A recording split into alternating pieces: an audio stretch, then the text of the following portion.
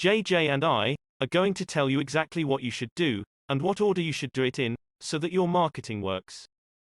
Donald Miller.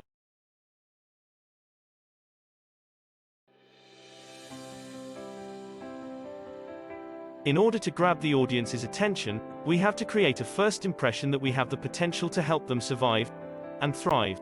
That could make them stop what they're doing and read more about us.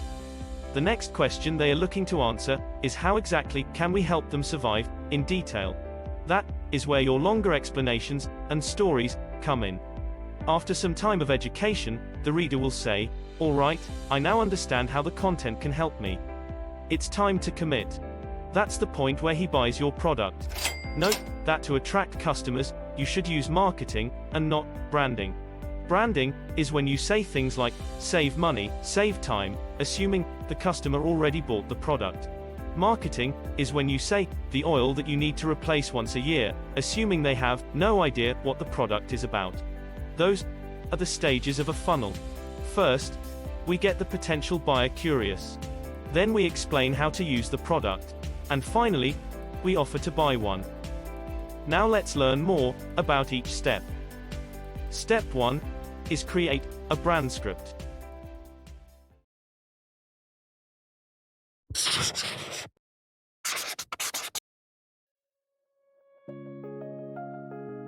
How do we present what we do in one sentence and evoke curiosity about it?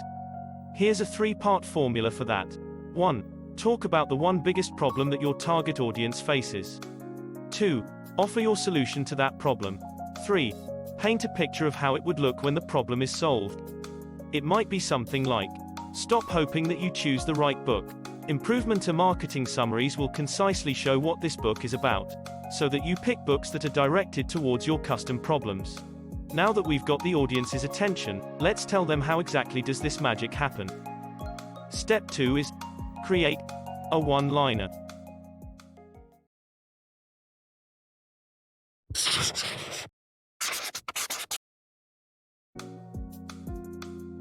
Let's fix your website. Here are some sections you could include on your landing page that have been tested by Don and got positive results.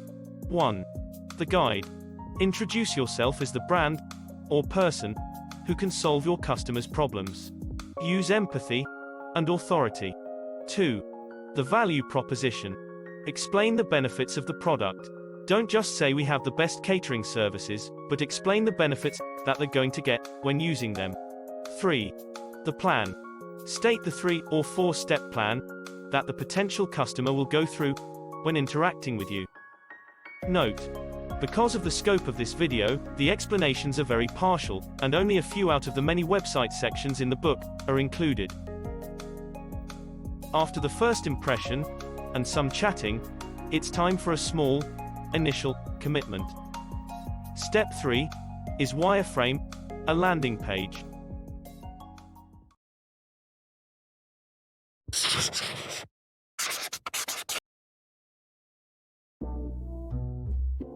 What would happen if you met someone and didn't take her phone number after it? You guessed it, nothing. So it is with marketing. No matter how awesome the first impression you make, nothing will happen if you don't take their contact information. That's what lead generators are for. One of the most common and simple examples is a free PDF. So, if you wish to keep in touch, check out the description to get 10 free audiobooks. PDFs, or lead generators, are your opportunity to show your audience how well you can solve their problem. If you succeed, they will trust you more and look to engage more with you. Here are some lead generating examples. 1. The checklist. A list of ideas to solve the audience's current problem. 2. Interview. An interview with an industry expert about his solutions to their problem. 3. Evoke curiosity. Tell about something your audience is curious about. So, now that we've got the phone number, let's pick up the lovely phone and dial it. Step 4 is creating a lead generator.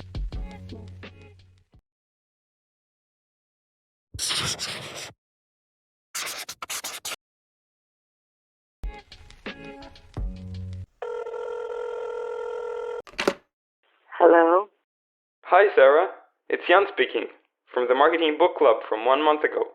How are you doing? Probably the most important principle in email marketing is consistency. Everything else comes later. If we're not sending a mail at least once a week, we're losing out and being forgotten. So, while you're at it, here are 3 general email writing tips. 1. Get inspiration from the headlines of other emails. 2. Write as if you were talking to a friend. 3. Use short sentences, so that the audience won't tune out. Besides consistency, and these 3 tips, to achieve optimal results, you'll need to use 2 types of mails: sales and nurture. The purpose of nurture emails is to give free value and solve the customer's problems while keeping you in their consciousness. The purpose of sales emails is to be bold and have a clear purpose to sell. So what's the right order to use them?